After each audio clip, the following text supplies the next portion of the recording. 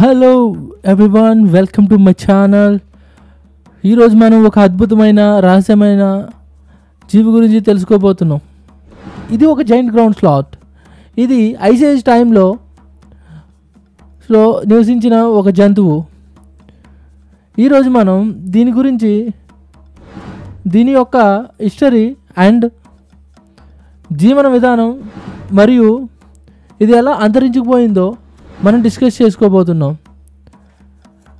Let's start ice age journey. Giant ground sloth అనే ice age జంతువు అంటే ఏంటో తెలుసా? ఇది ఒక ఏనుగు సైజులో ఉండే స్లోత్, భూమి మీద నడుస్తూ తిరుగుతుంది. ముందుగా జైంట్ గ్రౌండ్ స్లోత్ అంటే తెలుసుకుందాం. ఇది ఒక మెగాథోరం జాతికి చెందిన జంతువు.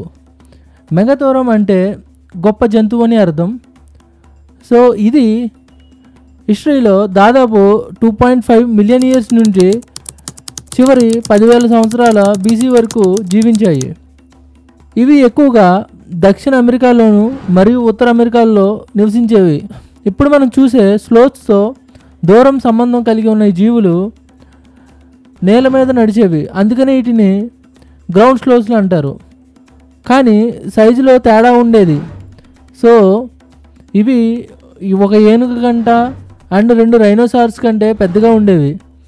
సో దానికోసమే దీనికి జైంట్ గ్రౌండ్ స్లోత్స్ అనే పేరు వచ్చింది.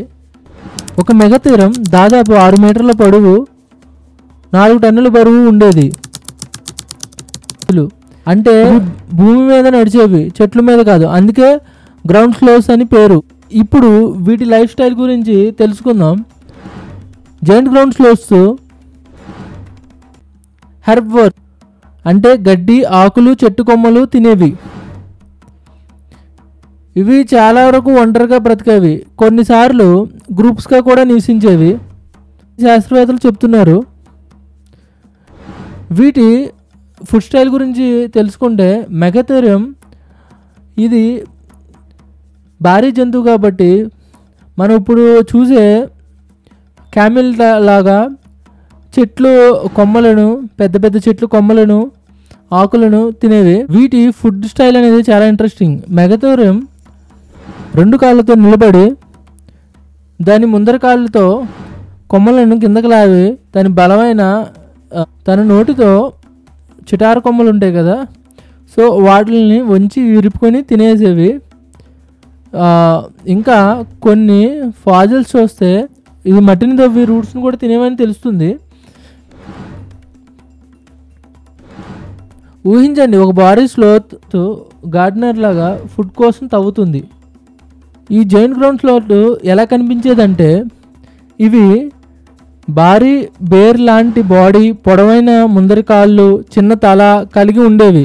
వీటి శరీరం మందమైన పొరతో కప్పబడి ఉండేది. అది ఐస్ ఏజ్ చలికి రక్షణగా ఉండేది. లైక్ మనం ఊలీ మోమో చూసాం కదా, సేమ్ దీనికి కూడా ఊలీ టైప్లో శరీరం పైన ఉండేది. మెగాథోరం బరువు 4 టన్నులైనా ఇవి స్లోగా మూవ్ అయ్యేవి, కానీ బలం మాత్రం చాలా అద్భుతంగా ప్రదర్శించేవి. వీటి క్లాస్ అంటే చేతికి ఉండే పంజాలని క్లాస్ అంటారు.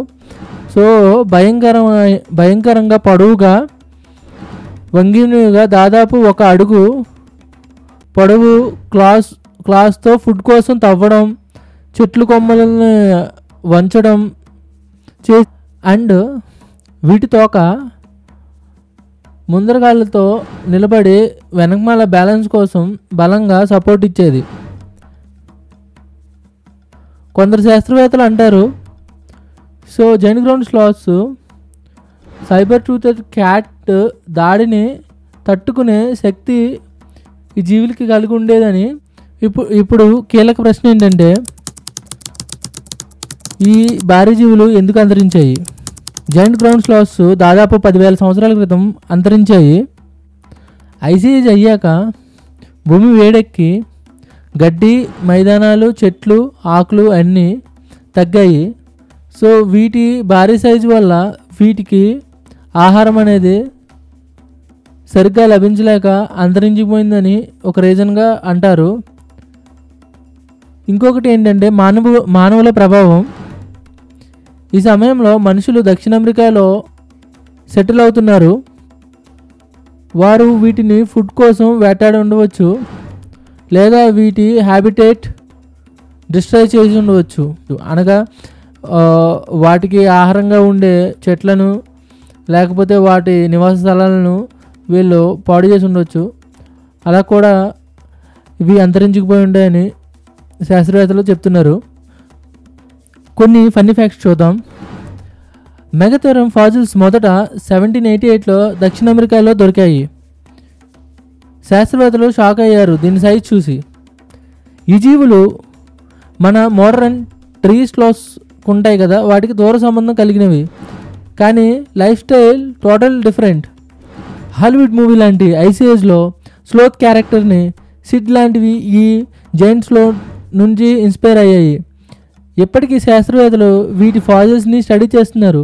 ఒకవేళ ఫ్యూచర్లో క్లోనింగ్ టెక్నాలజీతో వీటిని బ్యాక్ తెచ్చే ఛాన్సెస్ ఉంటాయేమో చూడాలి. కన్క్లూజన్కి వస్తే, సో ఇది ఫ్రెండ్స్ జైంట్ గ్రౌండ్ స్లోత్ గురించి అద్భుతమైన కథ. మీకు నచ్చింది అనుకుంటున్నాను. ఛానల్ అయితే సబ్స్క్రైబ్ చేసుకోండి. మరికొన్ని వీడియోల కోసం ఛానల్ లైక్ చేసి మీ ఫ్రెండ్స్తో షేర్ చేసుకోండి. ఈ నాలెడ్జ్ని మీ స్నేహితులతో పంచుకోండి. Thank you so much for watching. మళ్ళీ ఇంకొక ఐసీఏజ్ యానిమల్ గురించి డిస్కస్ చేద్దాం. టేక్ కేర్, బాయ్ బాయ్, జై హింద్.